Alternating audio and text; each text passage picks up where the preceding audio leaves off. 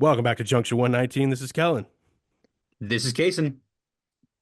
And this is Josh Long, your captain speaking. There it is. Captain Falcon returns, making his triumphant return to Junction 119. A few technical issues aside, he joins us again. Josh, I did have a thing that I was reading off as we were figuring things out prior to hitting record, but Josh is I said literally, one of the most football guy of football guys who's ever football guide, is literally what I have written down here. He's also the dynasty of our or the commissioner, rather, of our online dynasty, which we are in year 3 of. And quite frankly, friend of the show, Nate, is in that with the three of us. We're all having a bad time right now, but ordinarily we're Yeah, doing pretty well in that. And just generally good friend had and a fellow had alumnus. a had a bad week. Absolutely. Kason, how you Yeah, doing, man? I'm doing good. I'm doing good. And looking forward to a little bit of break from work here. I'm done work until 2025, so we'll be good.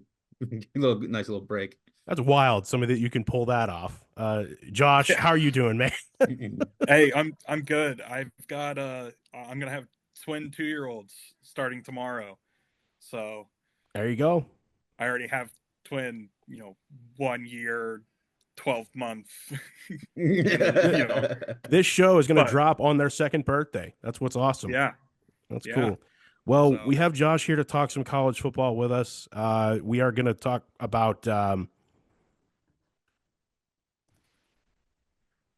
I have here on the lineup tonight. We're going to talk mainly college football, takeaways from this season. We're going to give you our official predictions, the three of us, for the college football playoff, the first time 12-year college football playoff. And then, barring towards the end of the show, we're going to dip into a little bit of pop culture with reaction to the Superman trailer and finish up the year 2024, as this will most likely be our last showcasing of 2024. So, without further ado, takeaways from this year. I mean, Josh, we haven't really gotten a chance to talk to you at length at all, but I have a few main takeaways. Some stuff's happened. Our last show was before Thanksgiving, case, and fallout from Ohio State, Michigan is kind of long since passed. We have things queued up, and by the time you hear this show, one of the playoff games will already be done because we are recording this on a Friday night. So take it away, anyone, honestly. yeah, I think the big thing, like you said, your last show was right before Thanksgiving. Your Ohio State Michigan game, the craziness that was the post game. But you got to look at, you've got a 2-loss Ohio State team that get the 8th seed in the playoff. You look at some of these other bigger schools that have multiple losses. You're seeing that losses aren't so much a factor in being in or out anymore, and more of a who you beat. Who beat you, who did they beat. I think there's more emphasis now more than ever on strength of schedule, because aside from Florida State, like you look at the ACC, like a lot of those guys beat the hell out of each other, and you get down to the championship game, you've got an SMU team that's lost by 3 points to BYU and 3 points now to Clemson. You know, arguably they should have been even a higher seed than what they ended up with, but the way things shake out, you've got to there again, you got to play it as it lies. But you had a lot of talk about Alabama not getting in. Well, yeah, with SMU lost 2 games by 6 points total. I have a Yeah, they question for deserve you to be in. guys based on your first point, Josh. Do you guys feel like we have the 12 best teams in this thing? Real question, because I've been thinking about that. Um, so I think we have 12 of the very best teams. I'd argue that there are probably 4 more teams that could possibly make a claim to be in, but that's part Well, of the slow expansion. well, now, yeah, we got to remember we're having the 12-team playoff for 1 year, and it's already going to 14. Yeah. Is it going to So be only one year? yeah, I think 14 is starting next year, right? Might be 2 years, It's either but next yeah, year or the year after. Yeah, either But way. yeah. I right. mean, yeah, either way, if you look at who the other two teams would be this year, I would think based on, rankings that would probably include some form of, Alabama, Miami, and Mississippi or Ole Miss. I mean, um, Yeah. and so Yeah, I mean, I think out of that, we definitely have the 12 best. I mean, I don't think either one of those three would have a chance to win. I mean, maybe, they could win a game or two, but I don't think either one of those would compete for a title. And I'm even going to throw it out there. Boise State absolutely deserves to be in this. I would agree. Oh, So, absolutely. and Yeah. I'd argue they're definitely one of the 12 best teams, and that might be controversial, them being the group of 5 team. But Ashton Janty broke every rushing record this year. He should have won the Heisman. That's another take. Yeah, he should have wone the Heisman. Don't get me wrong. What Travis Hunter did this year is amazing. Being a two-way player, playing almost every snap. But if you isolate his statistics, he was an above-average wide receiver and above-average cornerback. Look, Boise State's only loss this year was to Oregon, and they lost to them by less than Penn State did. Right. Yeah. So exactly. I mean, they definitely are a solid team that earned their way to the spot. Yeah, and they get a host, so you get the blue field. Yeah. That is going to be interesting because they got the bye. Oh right, yeah. They get to play in a bowl game. They get the bye. Yeah. That would be cool if they hosted. I guess to slightly shift. One of my takeaways, and it's a little weird just because of what I work in college athletics, so I'm more in it day to day than the average person that would probably even listen to this is. But I have two big takeaways from this year. I've said from the beginning that I think that there's pros and cons with NIL and transfer portal. They're two separate things. Okay. Mm-hmm. I am officially moving into the camp of I think there's more negatives with the transfer portal overall, and I think there's more positives with NIL overall. That was like the main thought that I've thought all week in prep to talking to you guys. I was like, if I have one main takeaway, it's that what I just said. I'll let you guys kind of respond to that first. Yeah, I mean, you're 100%. The transfer portal's starting to kind of seem like a kind of like a get rich quick scheme for a lot of these kids. I'll start here someplace small, I'll work my way up, and I don't have any commitment to anywhere. There's nothing holding most of these guys to the university they're at, unless they're getting a hell of an NIL deal. So it does not pay to be loyal to your university. It does not pay to, do anything extra for your university. It literally doesn't pay, right? Yeah. Unless somebody comes to you and says, we will pay you. Like, there's no point. So I think the transfer portal, I think we'll see kind of a shift. And Kellan, you sent yesterday of Kirk Herbstreit talking about this, how, they want these guys to kind of prep for the NFL and the way that they deal with this. I think you're going to see kind of maybe a contract structure introduced. I'm not saying it's going to be anything like you have to stay for 4 years or anything like that, but I think you'll see something like, if you're going to play football here, you need to commit for 2 years. Yeah. After that point, you can, your options open up. You can start looking at entering the transfer portal if you decide you want to. If you don't, you're just like kind of like a rental agreement. Like, we don't have a contract in place, so technically you can leave, but if you don't want to leave, like, you're not breaking any rules with us. We'll just kind of take it year by year from that point. So I think I'd like to see that kind of implemented, especially as you get some of these guys coming out of college or coming out of high school, like Alabama's Ryan Williams, 17, playing for Alabama, and he's a star on Alabama's offense.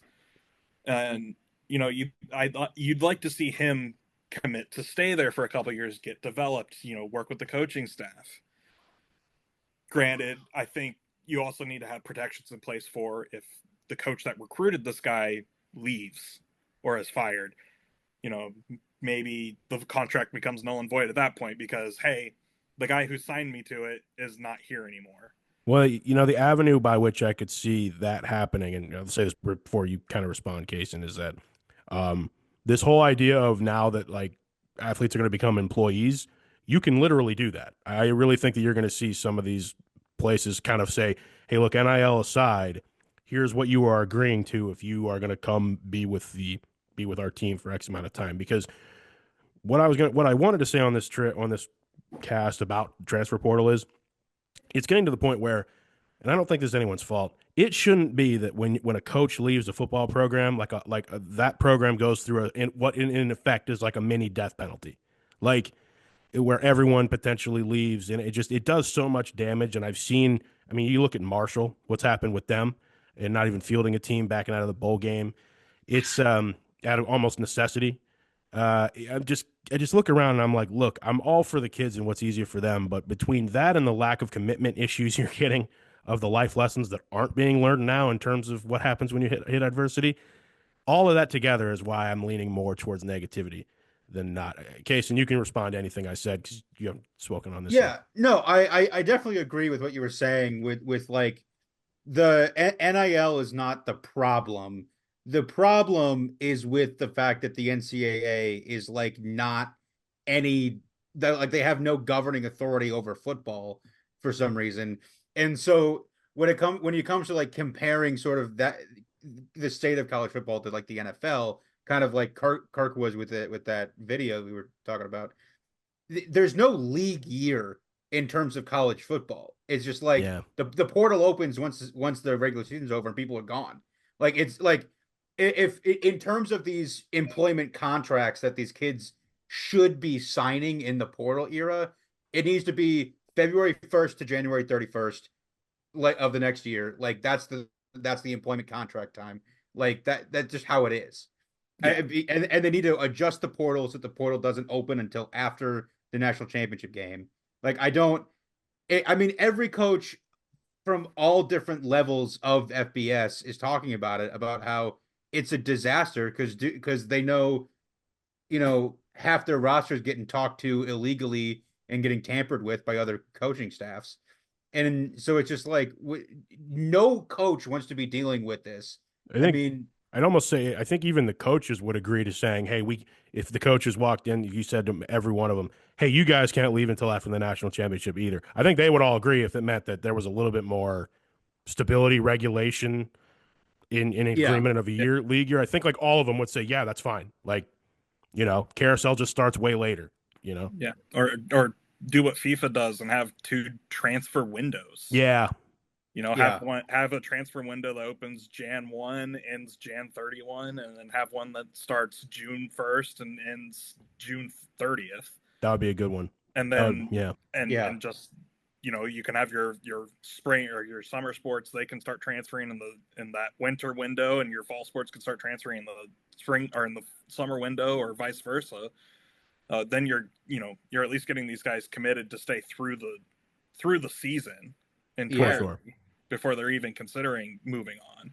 And then that also gives the universities, the coaching staffs, time to look at people and time to talk to these guys and talk to their if they have representation, families, whatever. Yeah, because it's a real like mess. When the portal opens immediately after a team season is over, and so it's like you've got dudes riding high off emotions, if maybe their season ended in a pretty spectacularly disappointing fashion, and so you've got guys pissed off and they're like, I'm just getting out of town. I don't want to see any of these guys anymore. Or you have coaches leave and they're like, well, I'm getting out. I mean, you've at least got to give the incoming coach a chance to like pitch you. Like, yeah. I mean, and that's not there when they're already in their next school by the time they even hire a coach. Like, yeah, that's not smart for anybody. But I guess for any listeners at home who may not know this, the portal is open now. There are guys transferring, committing now, while the bowl games are going on. So that's what we're talking about. There's no commitment to stay through the end of the year because a lot of these guys are already getting talked to. Because the year is not over yet, technically. Bowling Green, for example, our bowl games next week, and Terrion Stewart committed to go to Virginia Tech today. Yeah. So I mean, Volschlager went to Kentucky last week. Yeah, or committed to Kentucky last week. So yeah, I think I saw that they paid him more than we paid Leffler to go to Kentucky. Yeah, I mean that's pretty wild. like they paid him like $500,000. Listen, get that bread. Yeah, right, and that right there is like the upside, right? The NIL, the fact that exists for what in effect is, which yeah. There was one more comment I wanted to at least address because you said something about it earlier, and I want to make a point. So NIL is great for big programs that have money to afford it. For programs like Bowling Green that doesn't, from my understanding, like a heavy majority of the NIL money we had as a program went to one person, and that was number 0, Harold Fannin Jr. And Absolutely. so most of the money we had, we gave to him this season to keep him here. And he did probably take a considerable pay cut from any other school that would have wanted him. Worth every And dime. and he Yeah. stayed because he wanted to. He actually cared about loyalty, Yeah. and he wanted to stay. And he thought, I can have a good year here. It's not going to hurt me. And what ended up happening was he lost the Mackey Award because he went to a MAC school. Yeah. That was the reason. Yes, but I don't think it's going to hurt his draft consensus stock. All-American No. in the program's history To tie and he in Josh lost the Finger. Mackey. Yeah, I mean, if we want to go into Harold Fannin draft stock, I've got him as the number 32 overall prospect, and that seems to be pretty consistent across the board. Boom. He's the number 2 tight end. Oh yeah. I mean, he's got a lot of stuff he's got to work on in the blocking game that they'll want to see in the NFL. But I mean, size, speed, strength, ability to catch, like route running, he's top notch. So. I mean, kind of getting sidetracked there, but yeah. No, it's all good. I wanted a chance to have you put the guru hat on, Josh. Yeah, I mean, my last take on this is on college football prior to getting into the playoff, rather, unless you guys have more to say, is a positive one. And that is that it has been kind of fun over the course of this week talking about this like March Madness. Yeah. In the sense of, at the end of the day, we do have a 12-team playoff and a bracket that you can fill out. Of what's going to happen in this madness, and it's college football, and now we get that right before the holiday season is a lot of fun. I mean, that's pretty awesome. That's my other takeaway. My last one. Yeah. No, I mean we've got we've got the ability for like a week before Christmas Indiana State Civil War and going on in South Bend, and the stage that's setting up for in a couple hours from now is incredible. Like yeah. Absolutely. Well, yeah, and playing off of that, you've got a lot of these schools that get to have one more home game. Mm-hmm. So campuses are going to be alive for that one more weekend in the winter. I mean, I haven't seen anything with Ohio State hosting a game. I haven't looked to see what kind of tailgating or anything's going on around downtown, but I mean, you've got 4 campuses that are still open. Mm-hmm. And you can probably hear my son weighing in on this now. Absolutely, absolutely. Saying, "Hi, Dad." The factor in the great take there as well. It's funny because apparently Notre Dame did leave the dorms open like longer. I would imagine all of these places probably did that to some degree, so the students that wanted to stay could. Yeah, absolutely, and absolutely you should. And all that's going to do is generate a little bit more revenue for those schools because those kids are going to be buying food. They're going to be staying, doing things around campus still. So it's probably pretty good you probably are leaving a decent chunk of like dining halls and stuff open. You get a little bit more time employment for those who work. I mean, that's Notre Dame's getting a little bit extra. Penn State's getting a little extra. Texas is getting a little extra. Ohio State's getting a little extra. Like those are all things that we wouldn't have had before the 12-team playoff, and I'd really like to see them expand it to a 16. Oh gosh, see, give those 4 more teams that opportunity. That's what the FCS does. Right. They do the 16-team playoff for the national championship. I think I could realistically see the FBS level going to that too. And I don't know. Along with that, I could also see another division split within Division 1. Oh yeah. I can see there being a group of 5 and a Power 5 championship. Well, I haven't really talked to either of you at length about this yet, and this is a whole can of worms. We can talk about it at a later date, but I think within the next 15 years, we might see Group of 5 and FCS merge somehow. I don't know what that looks like right now. I don't know how possible it is, but Casen, what do you want to say? I would say the most logical thing would be some kind of split to where like the bottom half of FCS just moves to D2, and then the top half, and then like the group of what is it, the group of five Yeah. or whatever kind of moves into form the new whatever you want to call FCS division. And then so you'd have, like the MAC and Conference USA sort of merging with you know what is it, the um Well, see, that's the thing. Like, Ohio, or the Missouri Valley or right, the Missouri something. Valley. Well, see, that's the thing though now too is in a world where P4 just became P4, it's now a group of 6. So, Yeah. Yeah. I've heard no one say that, but I'm like, it's going to effectively be a group of 6 once the Pac-12 comes back, y'all. So, Yeah. Yeah. if we want to talk about terminology. Yeah, that's true. So yeah. So, any further takes before we dive into the 12 team, guys? I know I didn't mean to dominate it, but I more or less wanted to hear you guys talk about those two things. Well, the one thing that I at least wanted to close the loop on, with what I was getting at about Harold Fannin, was that I don't think the media is helping the situation at all, because my point was he lost the Mackey because he went to a MAC school because the voters were made up of a bunch of Big Ten tight ends. Yeah. Like, and so Right. you've got the media people who are voting on these awards only caring about people who go to Power 5, Power 4 programs. And so that's just driving the stake even further between the division between these two levels. And so that's not helping the case here. It's like if you would vote for somebody like Harold Fannin, or what was his name, Nick Nash, over at San Jose State, Yeah. Nick Nash, the yep. receiver who just went off, or if you would vote for people like that for awards, people wouldn't feel it. These kids wouldn't feel that they have to go to Alabama or they have to go to Ohio State to win stuff. Like, Yeah.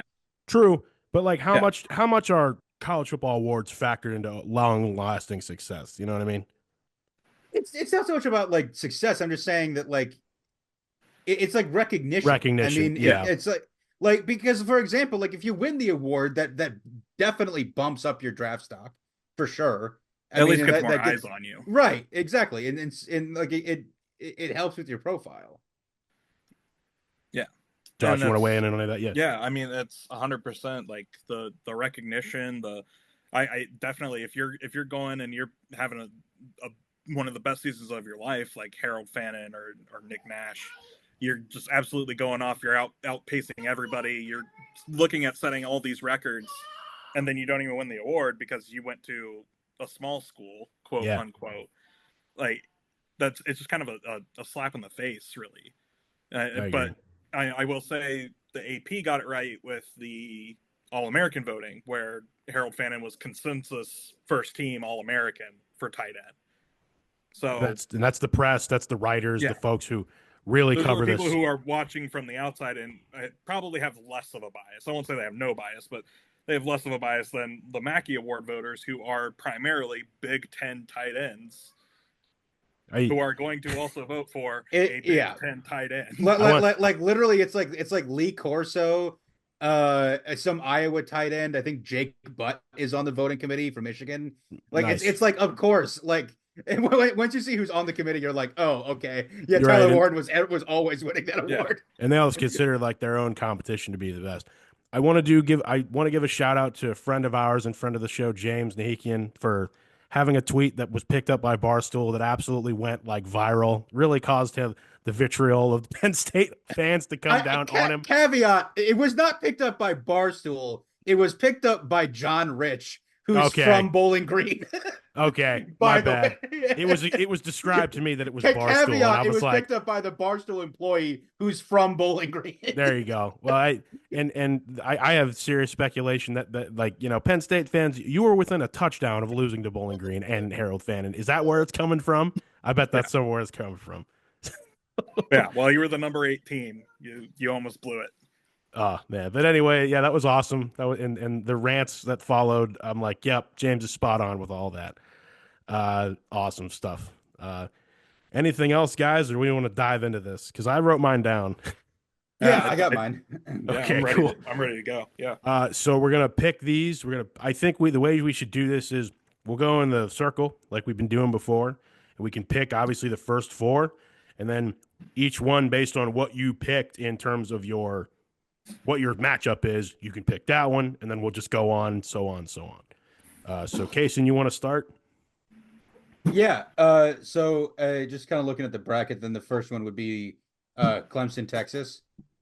12 versus Uh, 5. I got Texas in that. I Clemson barely snuck in, kind of stealing the spot there. And so yeah, I don't have much faith in them to be able to do it, but we'll see. Texas has blown it before. Only 2 losses on the year to the same team. So, Josh, you're up next. Yeah, I gotta go Texas over Clemson. It's again, Casen said it best. They barely snuck in. They had kind of a rough year by Clemson standards. So yeah, I think Texas should handle them in Texas. At Austin. I think that's a pretty safe bet. I'm with you guys. It'll be a unanimous one. Texas for me as well. Not too much more to add, other than it is kind of interesting that Clemson gets in there as the they're the champions of the ACC, correct? Yeah. Yes. And it's like I see this on the index here. They have 3 losses and SMU has 2. Yeah. So it's just interesting, but I do think Texas takes care of business in that one. Yeah, I will say. Yeah, go ahead. Just a note. Interesting to see Dabo went portaling. He got his first portal player. He did.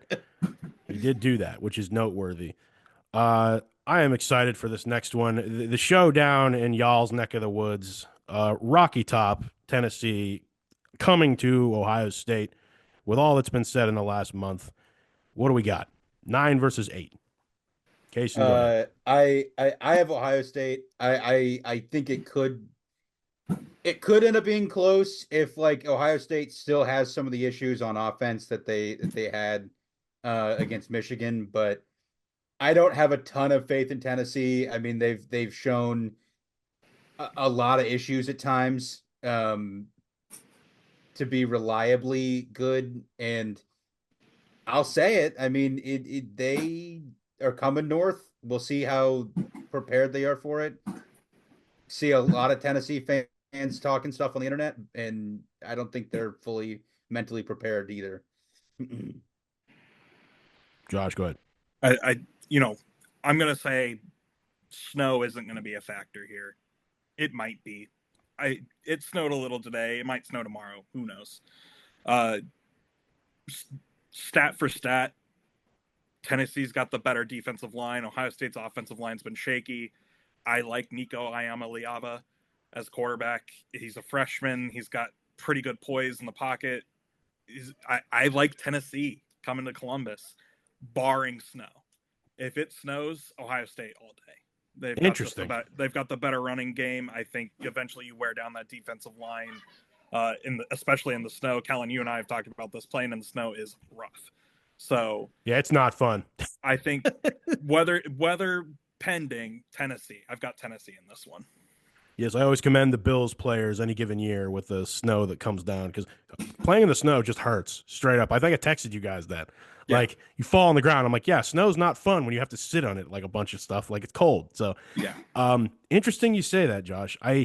This game could truly go any direction. This is the only one that I think I could truly see anything happening. It's like a game 7. No idea what's going to happen in this game.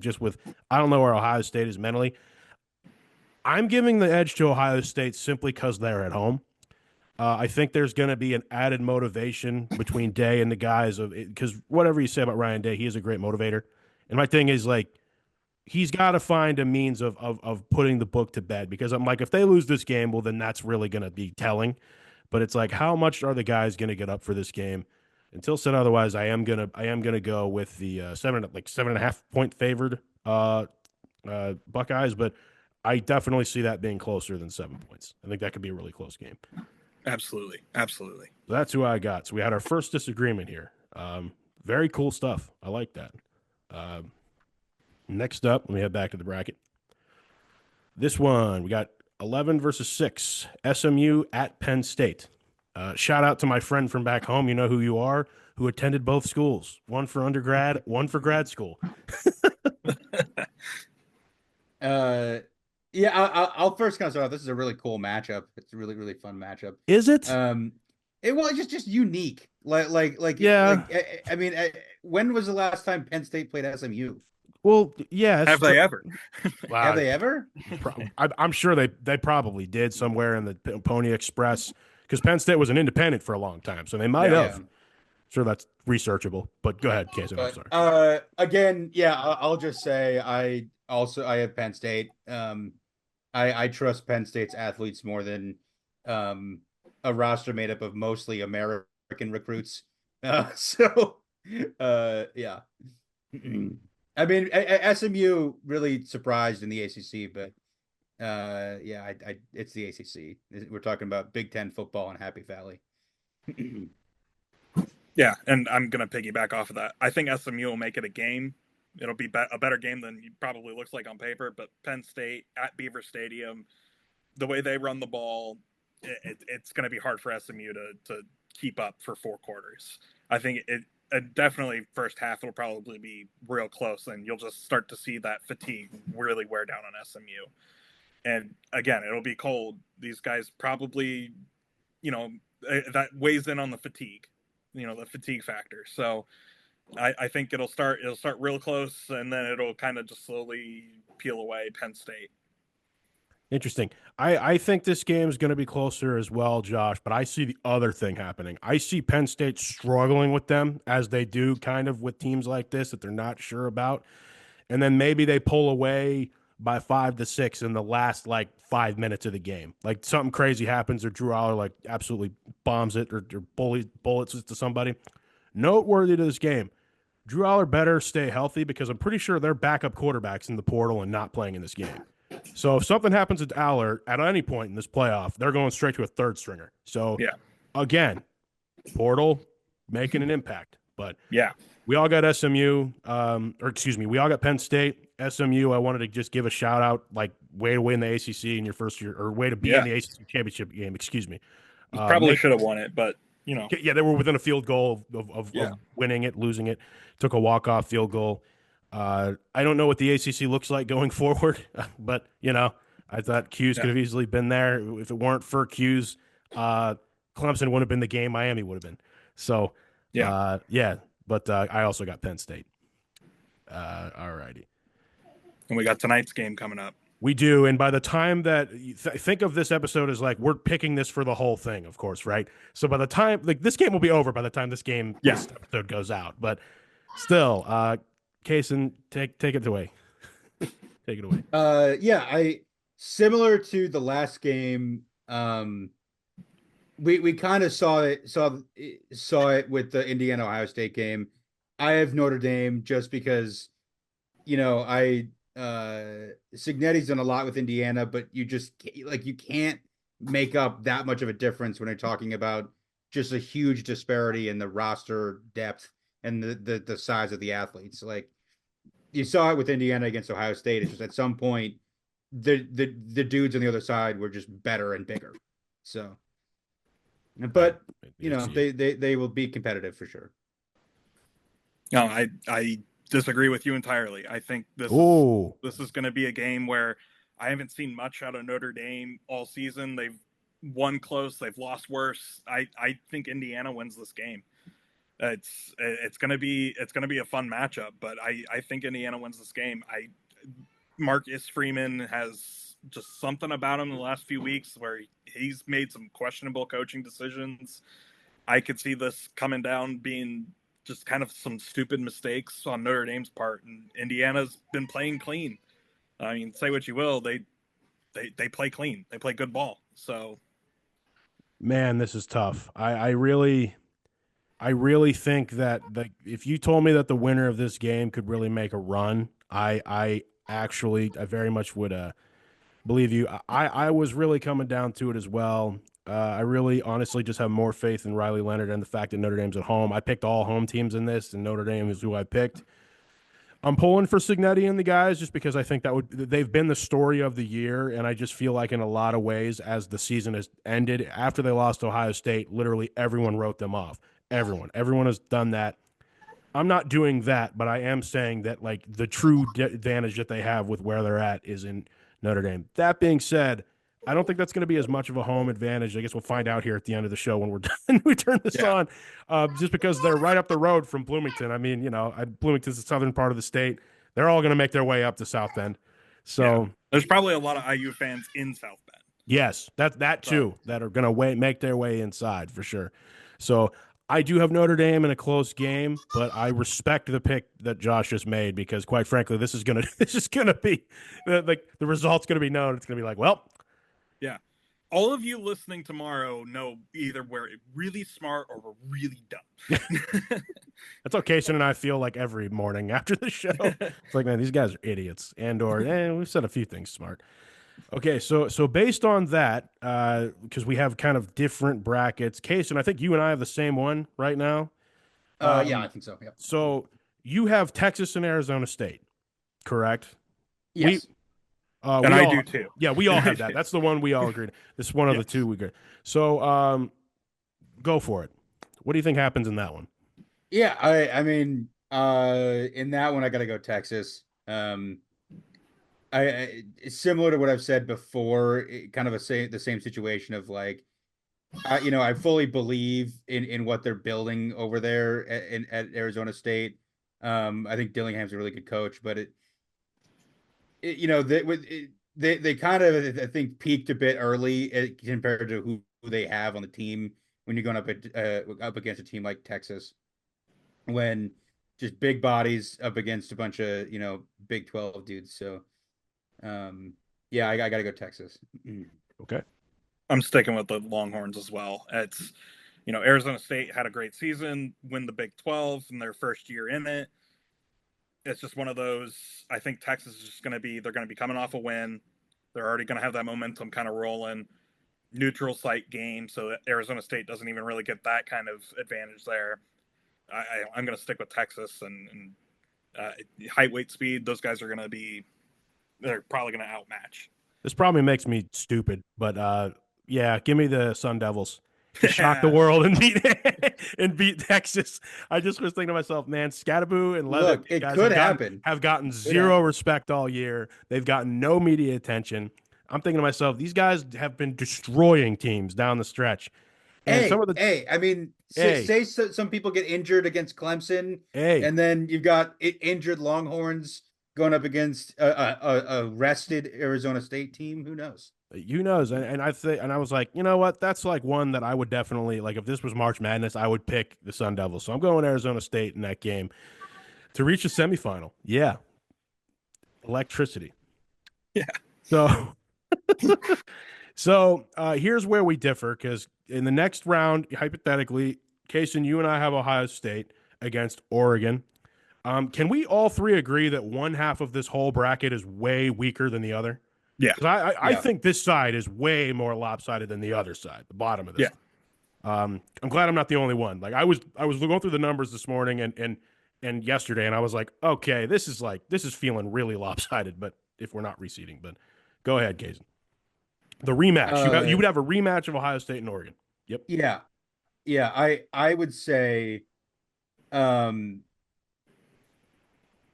similar to so going off of what Josh kind of said, I get what Josh's points were about Ohio State losing Tennessee, and so I think if they can make it through Tennessee, then they might have a chance to get some revenge here, and they can beat Oregon on neutral site. Oregon, I don't know. I mean, I think they could be, maybe feeling, a little too much of themselves after the regular season. And so I think that maybe the Buckeyes can come out and exact some revenge. You can't say maybe. Who are you picking? I'm saying Ohio State. Okay, there we go. In a hopeful way. Say it with your chest. Yeah. I mean, yeah. All righty. So, Josh, in your scenario, it's Tennessee. In my scenario, Tennessee, Oregon.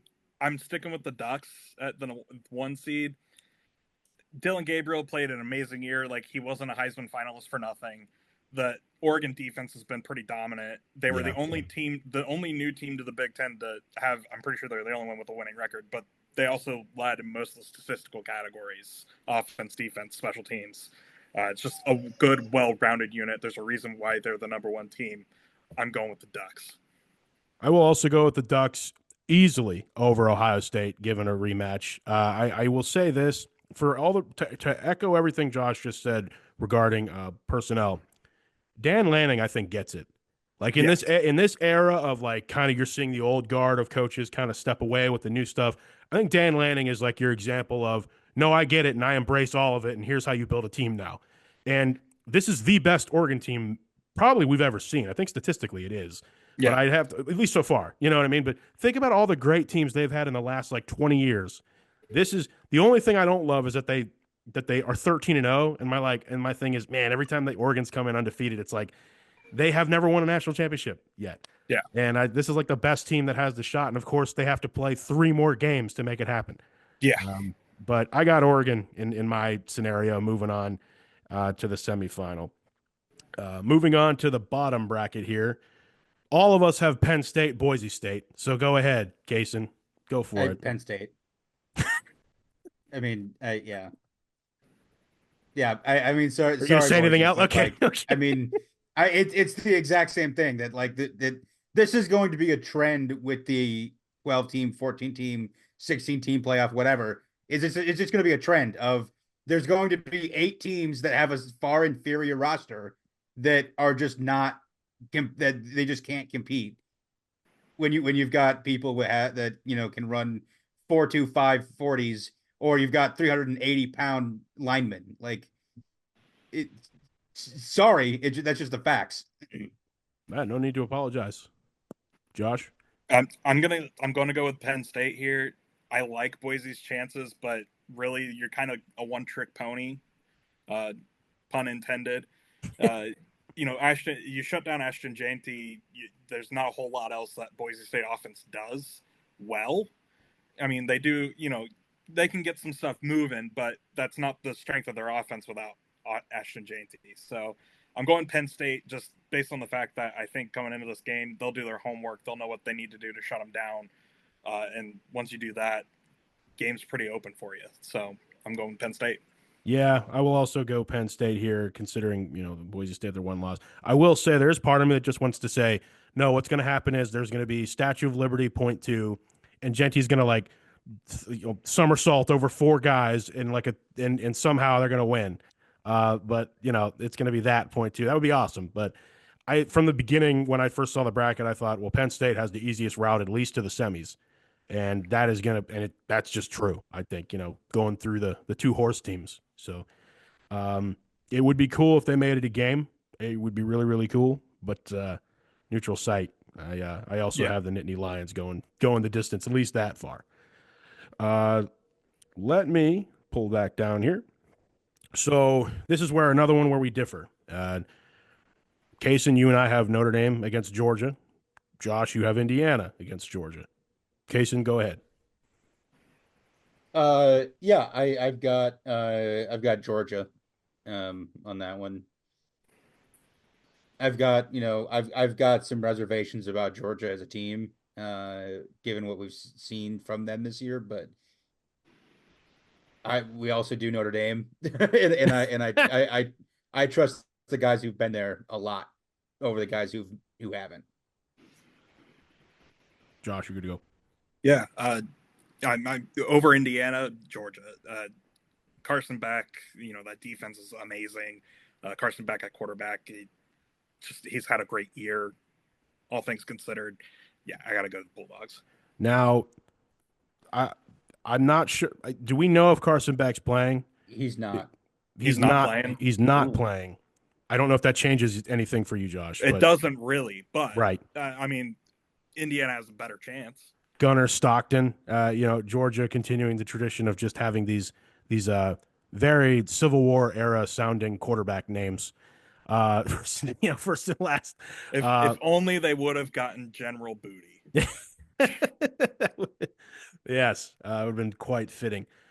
I'm not going to lie to you guys. This was the game that I spent the longest time on because I thought to myself, Georgia's been shaky. Notre Dame, in my scenario, coming off of a very good win against Indiana. But there was a kicker for me, and this is probably dumb to think of, but maybe not the takeaway. Georgia struggled mightily with a team that Notre Dame destroyed this year, and that was Georgia Tech. Granted, different times of the year, but I just have this idea that the Irish are on a warpath because of the NIU game. I got Notre Dame here. I got Notre Dame upsetting Georgia. I literally, I'm holding it up here. Can't really see, but see that circle around the ND? I literally was like, I'm doing it. I wrote out my own bracket here. If there's any team that's going to get upset, and I would like Indiana's chances in that game too, honestly, Josh, if that was the case. But Yeah. that's what I have. So Now, that being said, go ahead. Let Go me ahead. tell you something bizarre about how I feel about this game. I have a feeling just if Notre Dame beats Indiana, Notre Dame loses to Georgia. If Indiana beats Notre Dame, Indiana's Indiana beating beats Georgia. Yeah. The transitive I mean, property. Yeah. So you like just Signetti's warpath continues. I mean, Yeah. I mean, So basically, would be awesome. I think Sig can beat Georgia, but Freeman can't. Yeah. I like that. I like that a lot. So I mean, based on the scenarios we now have, I'm not going to read them all out here. What do you have then, Casen? I'm trying to think. I've got Texas, Texas Ohio and State. Oregon. You got Texas and Ohio State. That's right. I have Arizona State and Oregon. Josh, you would have Oregon and Texas. Okay. So, Casen, you start with what you picked. Yeah, I mean, I have a reasoning for it, and here's my point. So Here I'm we also, go. very close. Again, I understand what you were saying, and it makes me very nervous, Josh, about the Tennessee game. And so there's two outcomes for this season. They either lose at home to Tennessee tomorrow, or they beat Tennessee and they beat Texas to go to the national championship game. Those are the two ways the season ends. Okay. And so I've got Ohio State over Texas. Okay. Josh, Texas and Oregon, right? Yeah, I'm going with the Ducks still. That's been a phenomenal roster. Great defense, great offense. As far as I know, everybody's playing. Texas, they've struggled against some of the better teams this year. They lost to Georgia twice. I'm going with Oregon. I'm also rocking with the Ducks over Arizona State is what my game would be. For all the reasons Josh said. I will say I have been wondering, guys, which out of these teams can become the buzzsaw that just goes all the way and potentially wins a national championship? Because now with a 12-team playoff, it's truly possible. I think that's possible some year. I don't know. I mean, shout out. Go ahead, Josh. I was going to say, I'll echo Casen on this. If Ohio State manages to beat Tennessee, which they might, I don't know. I'm not there yet. I could definitely see them, maybe not even Ryan Day and Chip Kelly picking them up, but the team going, all right, let's just win the whole freaking thing. What's interesting about it is that I keep telling myself which of these coaches is going to best adjust to the fact that this is a second season now. We talk about it a lot when the Stanley Cup playoffs roll around. Okay, we've made the thing. Now it's time to win the thing, but it's like a different kind of prep. You know what I mean? It's a different. It's a tournament now. And that's where a lot of college basketball is playing chess to find the chess pieces. So when you hit tournament time, you can just, go as far as you can. And what does that look like in college football now? Is it just that the best teams always rise to the top, or is there going to be some crazy stuff that happens here? Case in point, shout out Vermont men's soccer for going on a magical run to the national championship as like one of the lowest seeded teams ever or whatever. That's college soccer. This is college football. Anyway, not to get on a tangent there, fellas. Down to the bottom part of the bracket, I have Penn State and Notre Dame. I think we all have Penn State in there, correct? Yes. Yeah. Yeah, we would all have Penn State in there. You guys have Penn State, Georgia, correct? I believe so, yes. Yes. Just trying to keep it straight. I know I do. I don't know if Casen does, but I believe so. You do the same thing. Go ahead, Casen. In your scenario. Now, here's the thing. This is not what I wrote down. I'm changing my mind because I do think that this would make sense and be very plausible. I got Penn State. I like it with kind of an asterisk of if Carson Beck is still not playing, I've got Penn State. Interesting. I'm going Penn State over Georgia as well. I think Georgia, they've been shaky against some of these top teams. Penn State's got that really good running game with Nick Singleton. I think you could easily see I can see a scenario where Penn State just overpowers Georgia slowly but surely. So I'm going to go with Penn State. In my bracket here, I have two truly classic programs. Penn State, Notre Dame in the semis would be pretty sweet. Seeing one uniform over the other. The team that's still independent versus the team that was independent. Big rivalry way. In the late '80s. And that whole time when they were both really good with their legendary coaches at the time. What's interesting here is I do have Notre Dame barring this situation, but I can definitely see that being a coin toss if that happens, because my thoughts are if Penn State has gotten that far, they would have had 2 games to essentially do kind of some tune-up stuff. And my thoughts are, barring again, they're still healthy. My real the biggest factor is just Notre Dame's rushing game versus again the fact that barring Drew Aller is still healthy again.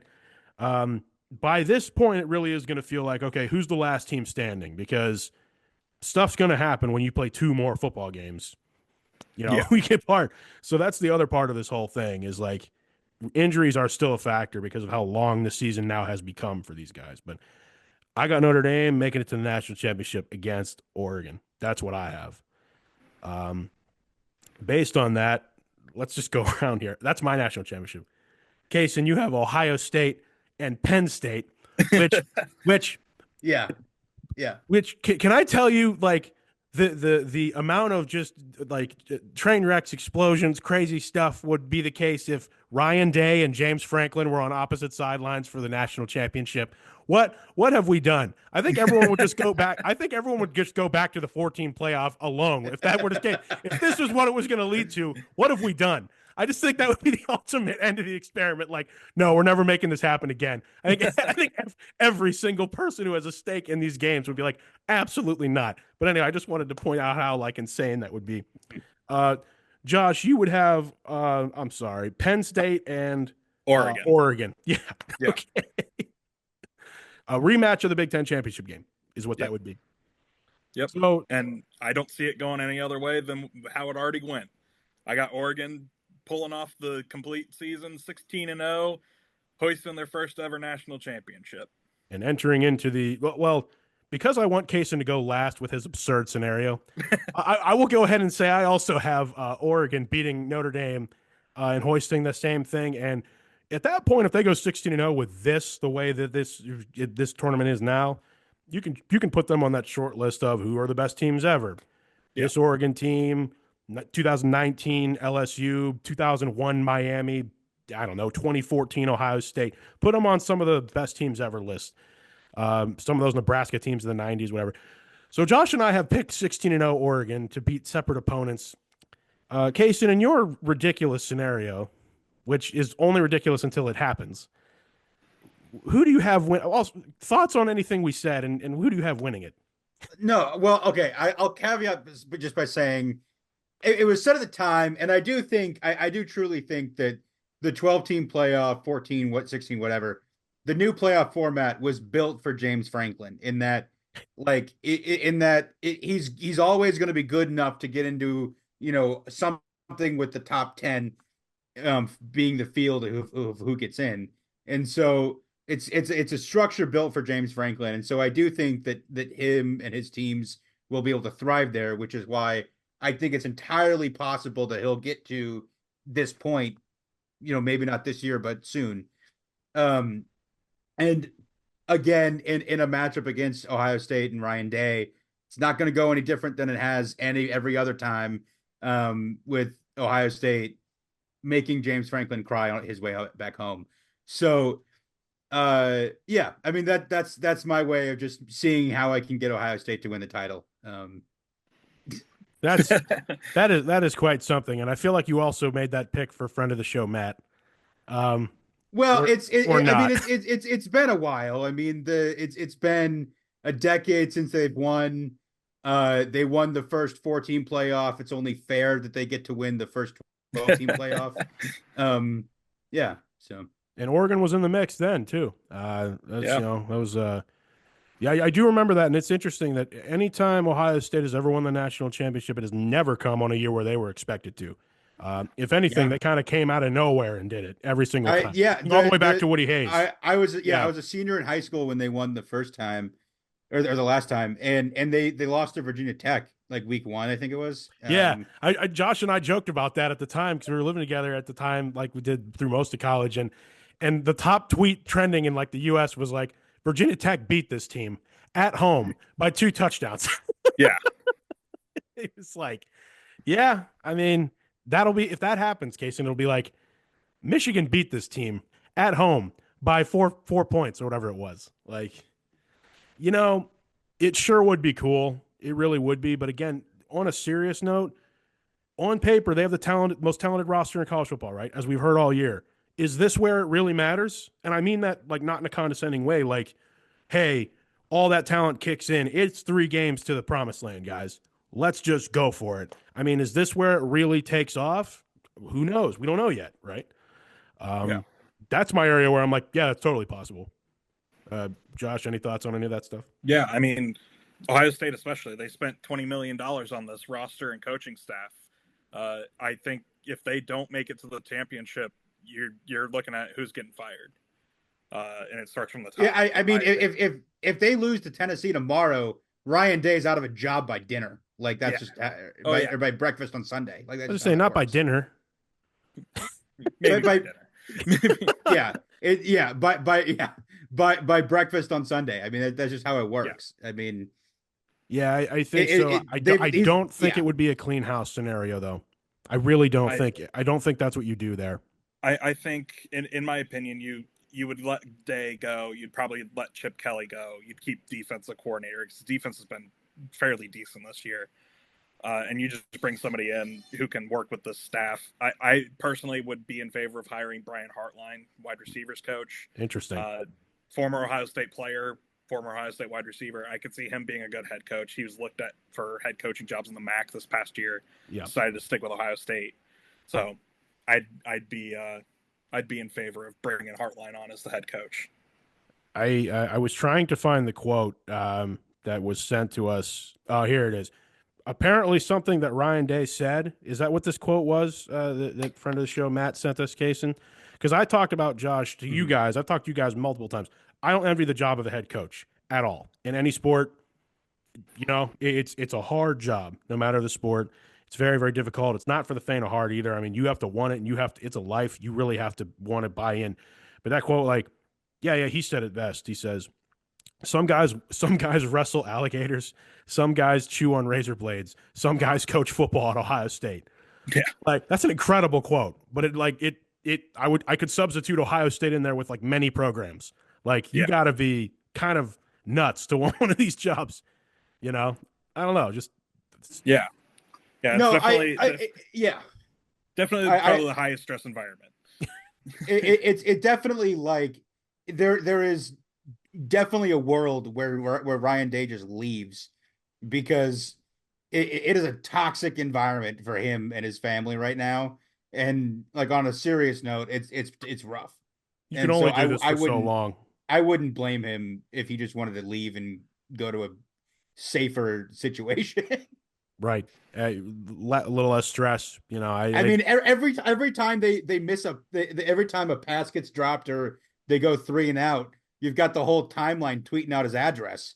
I mean, it's crazy. That's terrible. I mean, you've got Twitter accounts whose names are his address. I think we all agree here. Ryan Day's a great guy, flat out, he's a great human. Yeah, so absolutely. I mean, I am interested to see how this saga ends, and I'll be honest, quite frankly, one of the coolest things would be if they just won the national championship after all this. Be like, yeah, how about that? So there it is. I mean, you got your picks. I like the picks, guys. I really like it. You got Ohio State and you got Oregon in these two pathways of getting there. I mean, let us know your picks out there as well. Yeah. Any closing thoughts on the predictions, guys?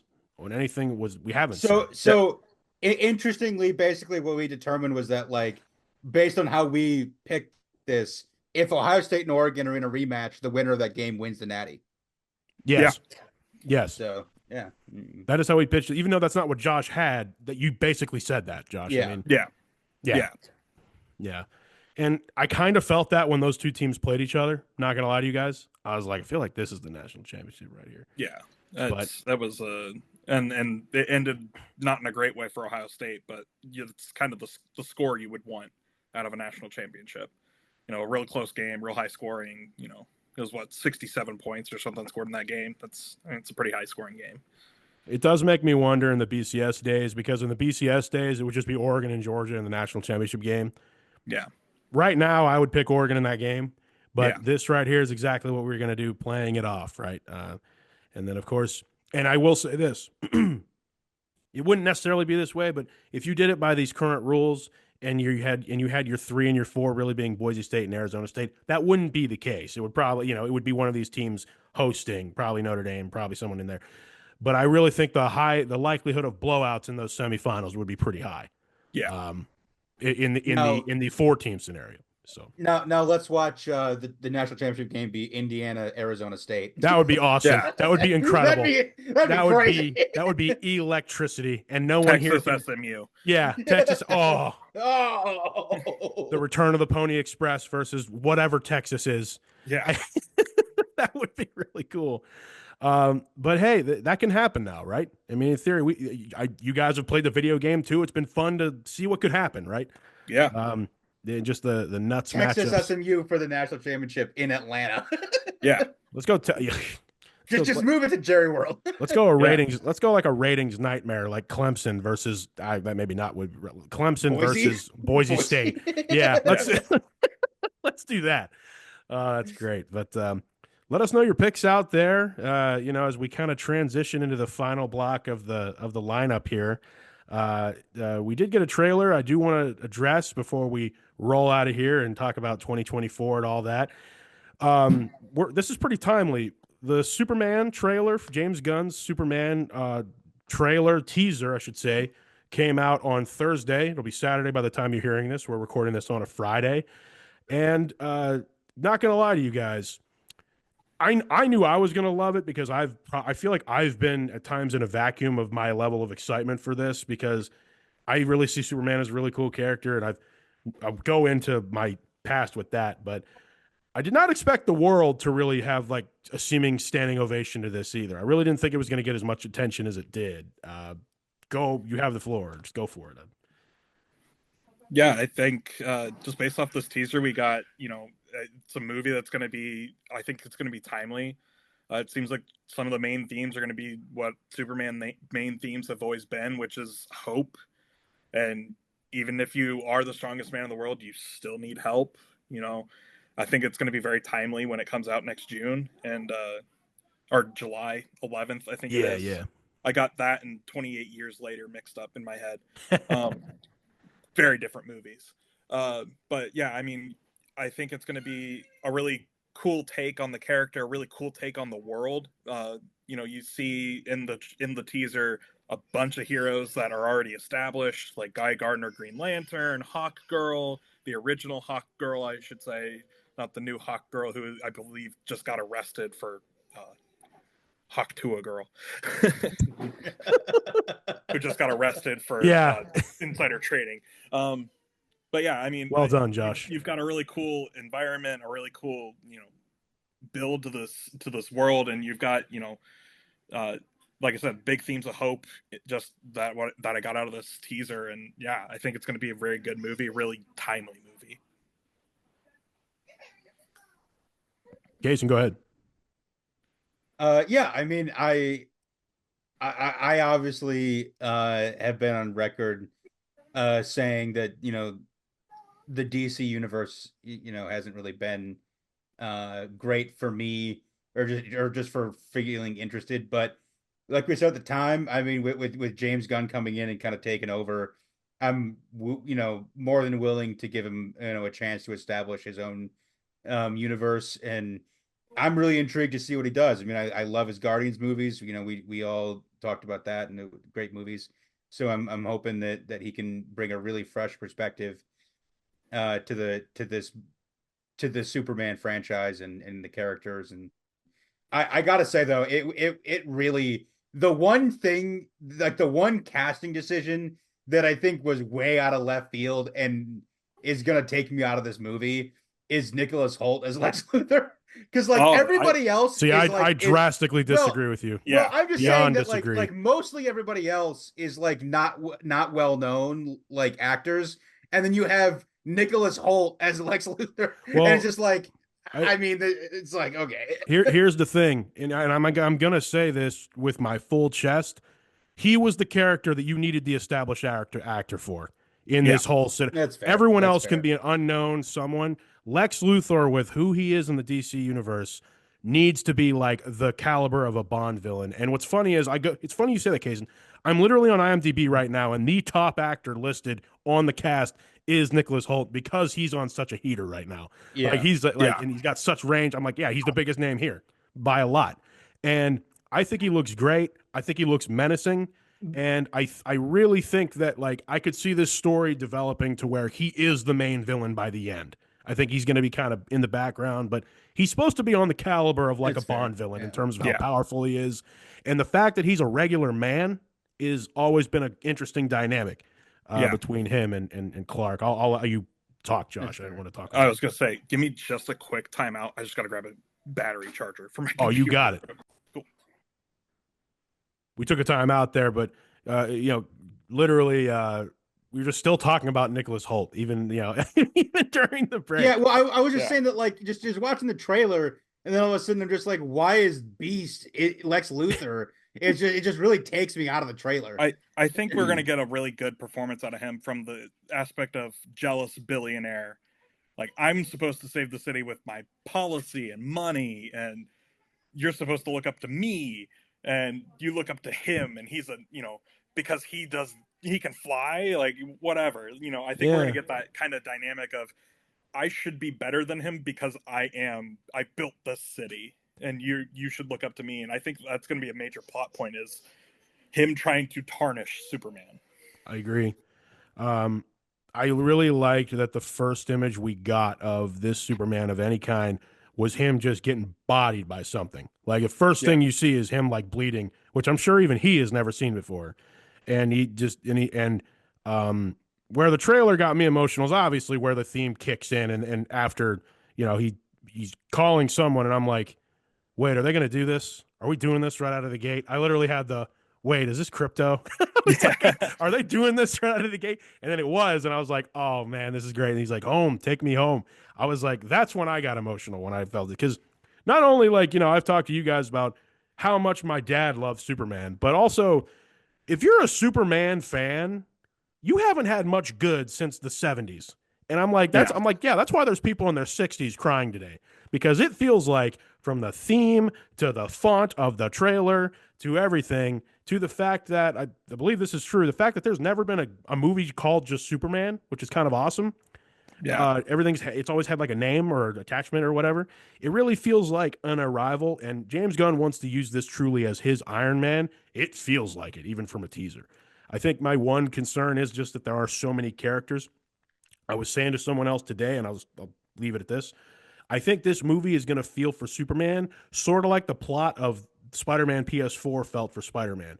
We're seeing an established version of the character, but the story is going to be more about other people's relationship with him. He's still going to have to overcome something he's never done before. It's going to be like another arc in his story of what it's going to feel truly, not like an origin story, but like he's arrived to a new version of himself. Well, and I'll say that, having all these other characters, these established heroes, is kind of to the benefit. Because Iron Man, it was, we had Iron Man, and then we added in, all the other, like Hulk and Thor and all of them.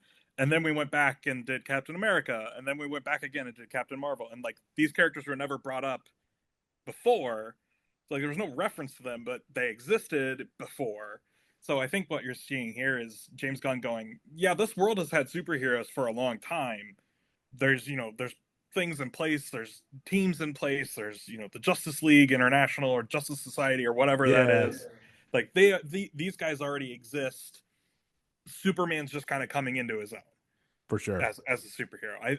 I like that perspective on it, because it's like, yes, these characters are going to be cameos, but they'll also be fully fledged out. They'll have history. Anyway, as far as my take on sort of the establishment of this, new DC universe off this movie. I don't know. I honestly am not incredibly familiar with all the DC characters and stuff. And so I'm looking forward. Yeah. Anyway, so yeah, I'm not incredibly familiar with DC as a whole. So I'm excited to sort of, watch the movies as they come out. Um, hopefully they'll, be good and are good at establishing sort of a universe and world building on that. And because it'd be great. I mean, I know there's a lot of awesome characters that they can leverage a lot of backstory from, and a lot of interesting characterization from, that we haven't really seen in the last like 10 years of DC movies.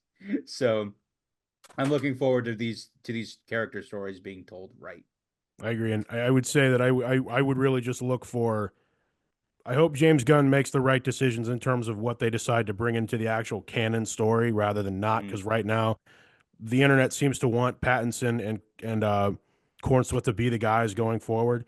I think that would be great. Matt Reeves seems to be not on board with that. He wants to continue his Batman story. I think there's an avenue in which you can probably continue telling that and just merge the two universes. I think it would be cool. I'd be remiss if I didn't mention that the Progressive Field was in this trailer. That was awesome to see. Yeah.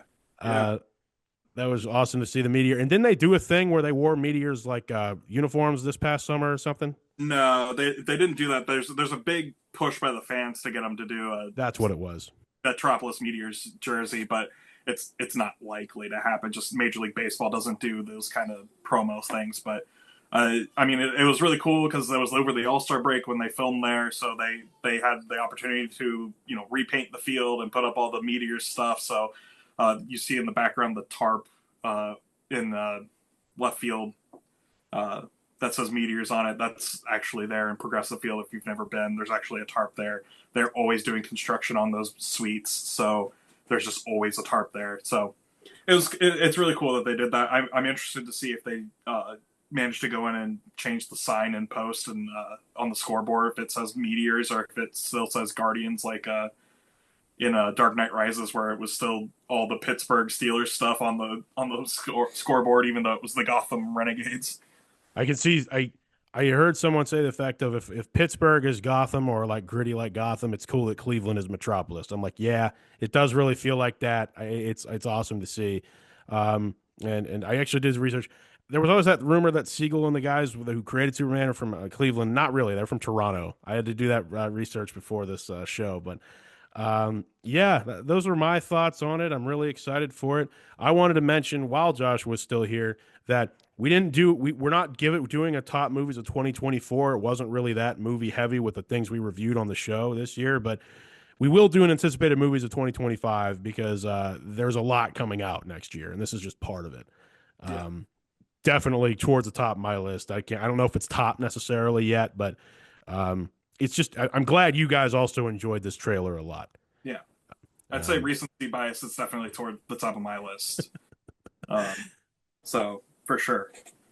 Well, before we wrap up 2024 here and just talk about a couple of things, Josh, thanks so much for joining us, man. I mean, it just it's so nice to get your take on so many things in college football that we haven't gotten a chance to talk about. So we appreciate you. Yeah, absolutely. I enjoy coming on and talking to you guys about this kind of stuff, and I'm looking forward to this next draft season. We've already got some pretty good prospects to keep our eyes on. Some good talent coming out of college this year. So if you're in need of a quarterback early in the draft, it's probably going to be a good year for you. If you're looking at kind of some quarterbacks later in the draft, probably not so great of a year for you. But there's going to be some interesting stuff happening this year, and it's going to be interesting to see kind of how the league shakes out and ends up with all these college guys, all these good programs, and a lot of these guys that are now playing in the playoff that are getting that extra set of eyes on them. There's probably a lot of good players on some of these teams that they would never get looked at, and now they're getting looked at. So it's exciting. This is an exciting time of year. Absolutely, and we look forward through one way or another, Josh, getting your the Captain Falcon's take on this whole thing. So, yeah, we're going to take some time here and sign off with Josh real quick, and then Casey and I will kind of wrap up 2024. Yeah. So with this being our last show of 2024, Casey, I had a few show stats that I just kind of wanted to throw out here. We ended up doing 27 shows this year, barring that something crazy doesn't happen and we don't do another emergency cast. And it's interesting. The funny thing about it is the beginning of this year is always very top heavy because of the playoffs, the NFL playoffs, I should say, and we didn't really spend any time on that in this show. But I don't know. Any takeaways from the stuff we talked about in 2024? If 2023 was the year of like us talking about the writer strikes, this was probably the year of us not having as much movies to talk about because of the writer strikes. Yeah, I think. Yeah, Yeah. I was really definitely. thinking about the stuff. I was going back through the shows and the stuff we talked about, and I'm like, man, we spent a lot of time in sports this year, and where we didn't talk about sports was mainly show oriented. I have a couple of things to throw out, but any thoughts on that first? No, yeah, I mean, it makes perfect sense. I mean, there's a lot of movies, like you said, we'll talk about anticipated movies when we come back in January. But yeah, there's a lot of movies that got delayed to next year that would have come out this year. And it was just on the whole, a little bit of a lighter year. Like the number one movie that we were, excited to talk about and excited to see was Deadpool, and that was really, I think, probably one of the bigger movies of the year in general. Um, And it delivered. It didn't do anything over the top. It delivered on exactly what people wanted. You know, oh yeah, it yeah. just kind of felt like it checked every box and was great. Don't get me wrong. I mean, but if I had a movie of the year, it's that one. It's the only really one we did. The two things I have written down here, just to jog your memory, are The Acolyte. Yeah, yeah, yeah. Yeah. That's a show that we talked about that I definitely remember. Like low key, those are a couple of my favorite episodes, just because you talk about just Casen trying to revive a corpse, and me just no, absolutely dig more, dig. I'm digging the grave. That's what's happening. Like that really was quite the conversation, but that's probably the first time we ever really like ragged on something that we were actually actively watching, and kind of brutal. Apparently, the Skeleton Crew show going on right now is good, and it's good Star Wars content. Cool, awesome. Not watching that.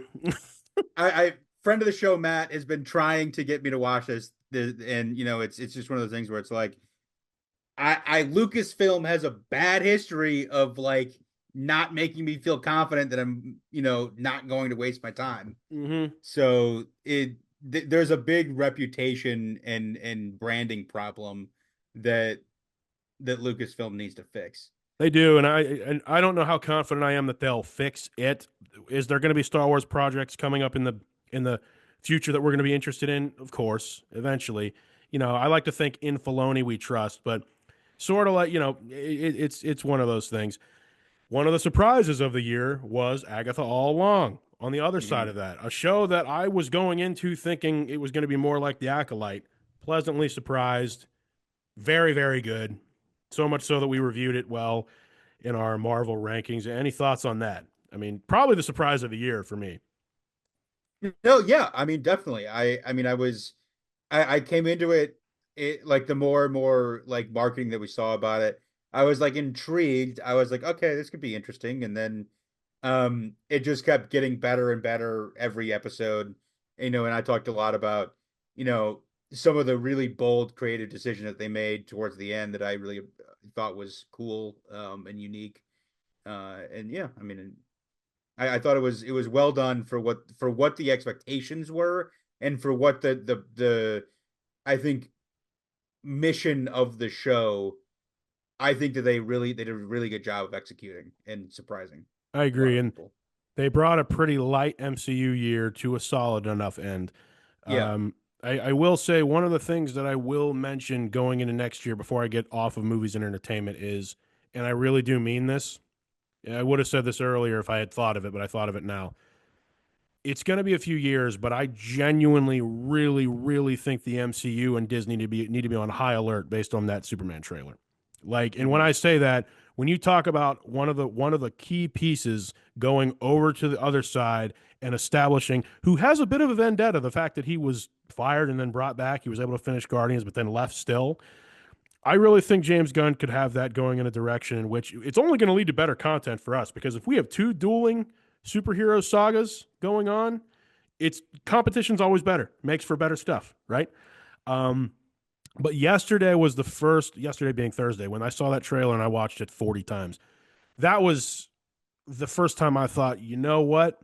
For the first time, I feel like, oh, there could be something here that DC is sitting on that is actually a long-term threat to the MCU. Not going to be a short-term threat in any time soon, but you let him cook. I mean, seriously, I believe by 3 to 4 or 5 years from now, when they're in first phase or whatever of the DCU and MCU, all I got to say is this Doomsday stuff better work. That's all I'm saying because the MCU is still at a low point. I don't care what you say. I know they have a whole bunch of stuff on the docket for next year. Good, because they're still reeling from the whole Kang debacle.